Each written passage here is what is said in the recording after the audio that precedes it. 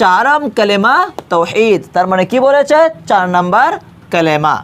তো ভালো করে খেয়াল করবেন, লা ইলাহা ইল্লাল্লাহু ওয়াহদাহু লা শারীকা লাহু লাহুল মুলকু ওয়া লাহুল হামদু ওয়া হুয়া আলা কুল্লি শাইইন কাদির।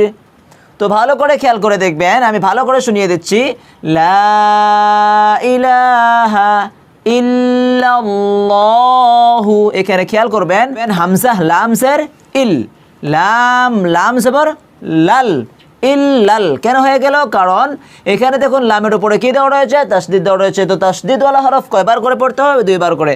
তারপর দেখুন আল্লাহ লাম দেওয়া রয়েছে, এটা কি পরিপূর্ণ পুর হবে ইল্লাল্লাহু।